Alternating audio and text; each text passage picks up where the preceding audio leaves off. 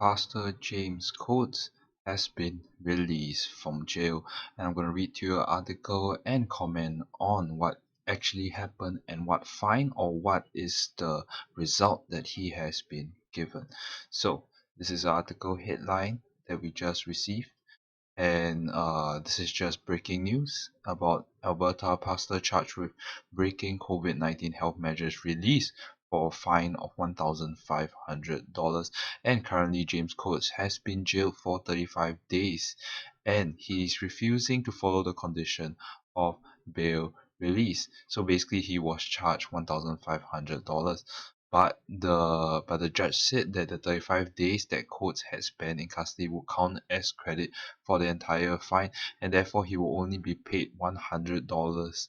He will only be paying $100, and there is no jail charges and anything that is about it.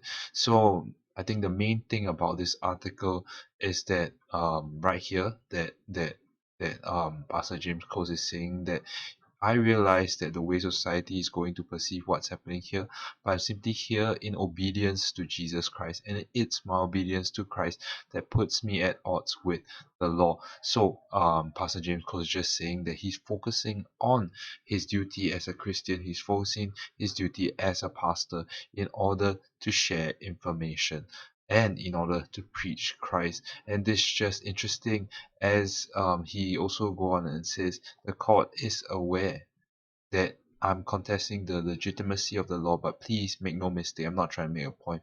I'm not a political revolutionary.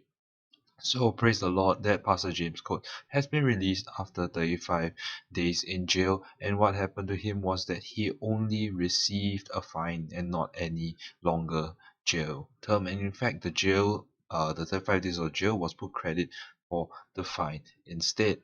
So what can we learn here, and what things should we think about? That I think Pastor James Coates was preaching the gospel, and that's what he did as a Christian. And I think we need more information and read more of the articles. As John MacArthur was commenting on this issue, what Pastor John MacArthur was saying is that preaching the gospel definitely is frowned upon by the world, and therefore he was saying that we preach the gospel because it is our duty. It doesn't matter what fine, it doesn't matter what repercussions that we will get, but we preach the gospel because Jesus is with us. So that's interesting news, and this may be the end of James' quotes about how he has been released.